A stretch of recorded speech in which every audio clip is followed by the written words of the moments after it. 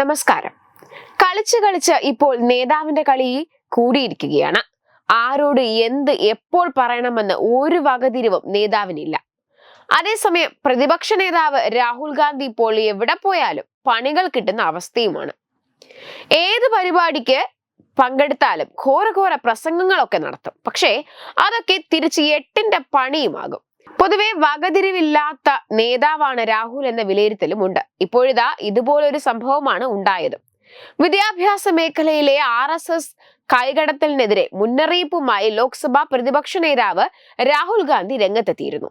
വിദ്യാഭ്യാസ സമ്പ്രദായം RSSന്റെ നിയന്ത്രണത്തിലായാൽ രാജ്യത്തിന്റെ ഭാവി അപകടത്തിലാകുമെന്നാണ് നേതാവ് പറഞ്ഞത്. ദേശീയ വിദ്യാഭ്യാസ നയത്തിനെതിരെ ഇന്ത്യ സഖ്യത്തിലെ വിദ്യാർത്ഥി സംഘടനകൾ നടത്തിയ പ്രതിഷേധത്തിൽ സംസാരിക്കുമ്പോഴായിരുന്നു നേതാവിന്റെ ഈ വിവാദ പരാമർശം. എന്നാൽ ഇതാണ് ഇപ്പോൾ സോഷ്യൽ മീഡിയയിൽ അടക്കം ചർച്ചയായിരിക്കുന്നത്. പച്ചയ്ക്ക് തെറിവിളിയാണ് RSSനെ പറഞ്ഞ പപ്പുമോൻ ഇപ്പോൾ കിട്ടുന്നത്. RSS ഇന്ത്യൻ വിദ്യാഭ്യാസ സമ്പ്രദായത്തെ തകർക്കാൻ ശ്രമിക്കുകയാണ്. നമ്മുടെ വിദ്യാഭ്യാസ മേഖല അവരുടെ കൈകളിൽ പൂർണ്ണമായും എത്തിയാൽ രാജ്യം നശിക്കും. തൊഴിലില്ലായ്മ രൂക്ഷമാകും. ഇന്ത്യയിലുടനീളമുള്ള സർവകലാശാലകളിൽ RSS നാമനിർദ്ദേശം ചെയ്ത വൈസ് ചാൻസലർമാരാണ് ഉള്ളത്. ഇപ്പോൾ സംസ്ഥാന സർവകലാശാലകളിലെ വൈസ് ചാൻസലർമാരെയും RSS നാമനിർദ്ദേശം ചെയ്യുകയാണ്.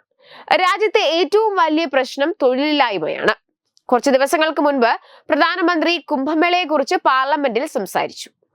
കുംഭമേളയെ കുറിച്ച് അദ്ദേഹം സംസാരിച്ചത് നല്ലതാണ്. പക്ഷേ എന്തുകൊണ്ടാണ് തൊഴിലില്ലായ്മയെ കുറിച്ച് സംസാരിക്കാത്തത് എന്നൊക്കെയാണ് രാഹുൽ പറയുന്നതും ചോദിക്കുന്നതും. കേന്ദ്ര സർക്കാരാണ് ഈ രാജ്യത്തെ യുവാക്കളെ തൊഴിലില്ലാത്തവരാക്കിയത്. അതിനെക്കുറിച്ചും അദ്ദേഹം സംസാരിക്കണം. രാജ്യത്തിന്റെ മുഴുവൻ സമ്പത്തും അദാനിക്ക് നൽകുകയും എല്ലാം സംസ്ഥാന സ്ഥാപനങ്ങളെയും RSSന് കൈമാറുകയും ചെയ്യുക എന്നതാണ് BJP RSS മോഡൽ ലക്ഷ്യമിടുന്നത്. നമ്മൾ ഒറ്റക്കെട്ടായി ഇതിനെതിരെ പൊരുതുക തന്നെ വേണം എന്നൊക്കെ വലിയ വായിൽ രാഹുൽ ഡയലോഗ് അടിച്ചു വിട്ടു. നിങ്ങൾ ഇന്ത്യ സഖ്യത്തിന്റെ ഭാഗമായ വിദ്യാർത്ഥികളാണ്. നിങ്ങളുടെ ആശയങ്ങളിലും പ്രത്യയശാസ്ത്രങ്ങളിലും വ്യത്യാസമുണ്ടായിരിക്കും. എന്നാൽ വിദ്യാഭ്യാസ സമ്പ്രദായത്തിന്റെ കാര്യത്തിൽ നമുക്ക് വിട്ടുവീഴ്ച ചെയ്യാൻ സാധിക്കില്ല. RSSനെ നമ്മൾ പിന്നോട്ടടിക്കേണ്ടതുണ്ട്.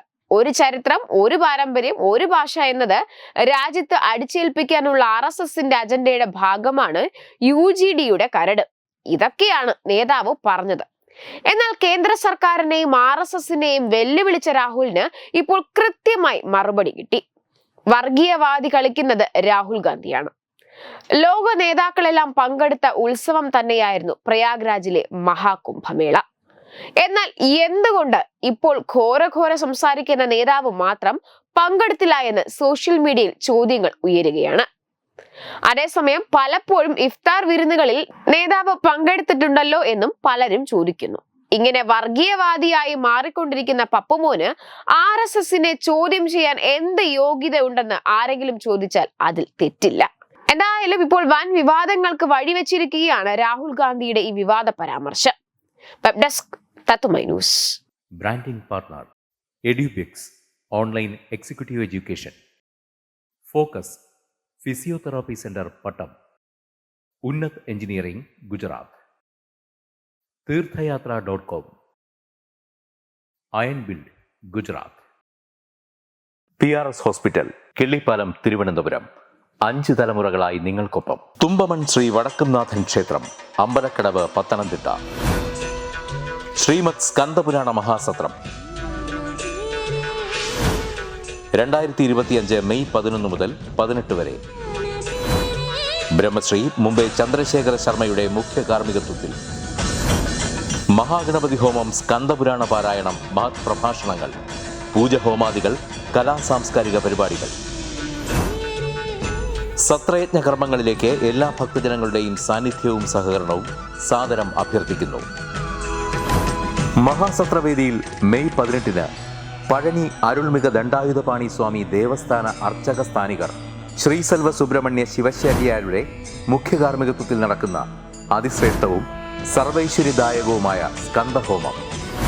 സ്കന്ദമഹാപുരാണ സത്രത്തിന്റെ ആദിമധ്യാന്തമുള്ള സമ്പൂർണ്ണ തത്സമയ കാഴ്ച തത്വമയി നെറ്റ്വർക്കിൽ.